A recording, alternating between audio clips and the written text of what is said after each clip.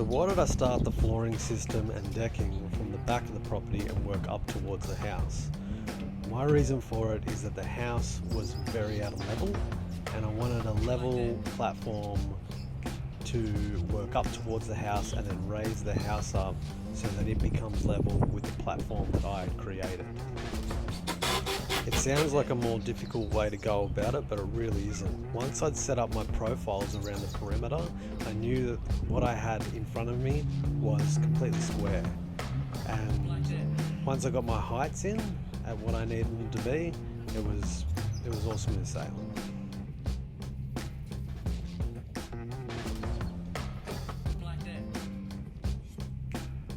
So I've gotten rid of half the house now. The leftover, that's the shit that's gone. And I've ripped up some of the floor and now I need to crawl under the floor and pack it up because I've raised the floor level probably about 20-30 mil just to get it all even. Trying to get under the floor there.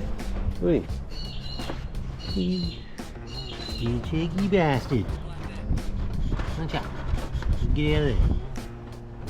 So yeah, so I'm going to crawl under that little cavity that I have at the moment while the last bit of flooring that I'm putting down is up, and I'll pack that to the pier, get it nice and solid.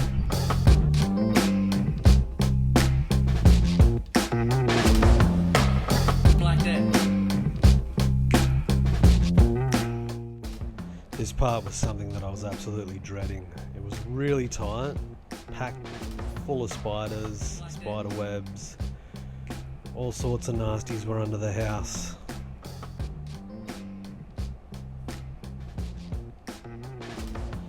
Got to squeeze me way under there, got down on my chest and slid along the floor up to each pier individually and individually packed them so that the bearers were solid and that the floor no longer bounced. It was an absolute nightmare.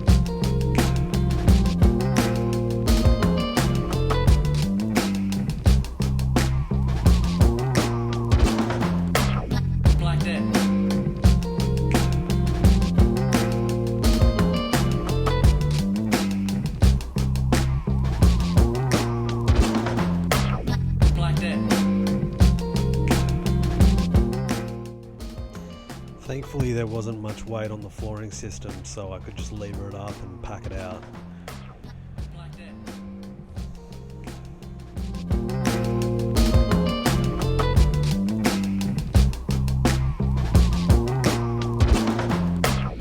Oh, solid. No bounce. Solid as a rock. How good is that? Watch me fuck this up.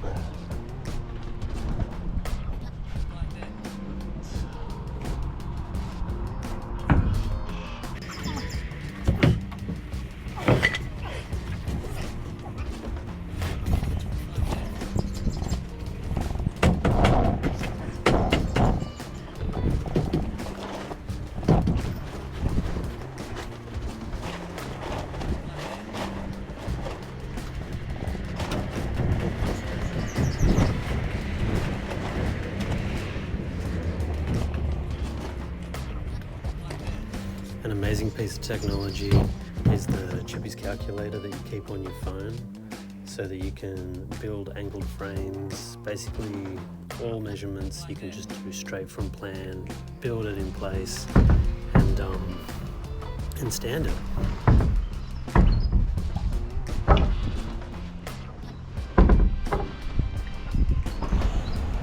When standing frames or doing any structural building in carpentry, it's always beneficial to have two guys on site.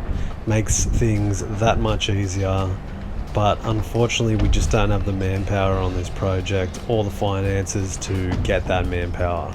So it sort of just sits on me to get 90% of this done without any help. So it does look a bit odd, but that's our reasoning for it. And I guess if there's anything to take away from that, at least it shows that like it can be done by one guy. I would never advise it. It's backbreaking.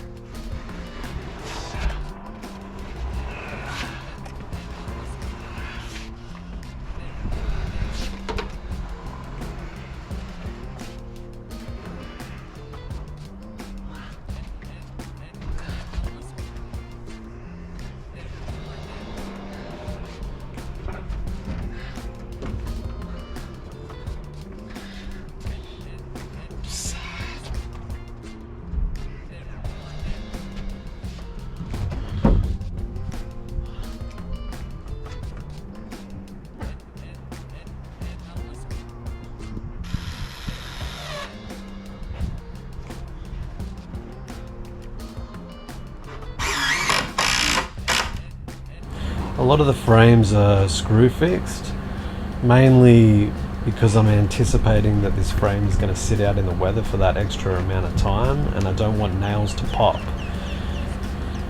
Nails will be added as well, like it's a combination with screws and nails, but at the moment I'm just popping in the screws to get the frames screwed in, plumbed and looking good, and then I'll go through at the end and nail them off.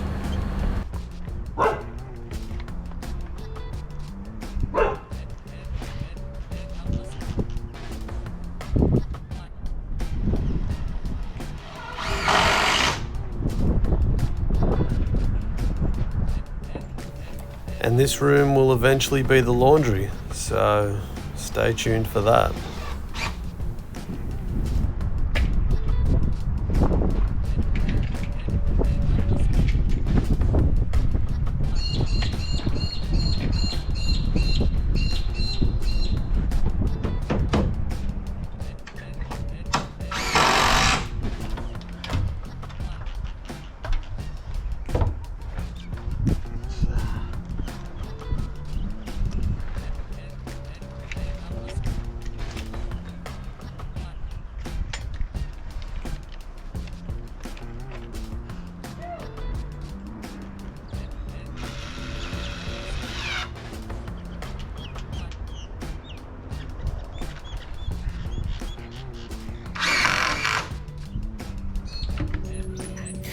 And now I'm framing out the ceiling for two of the bedrooms on that side of the house, just to lock the framework in.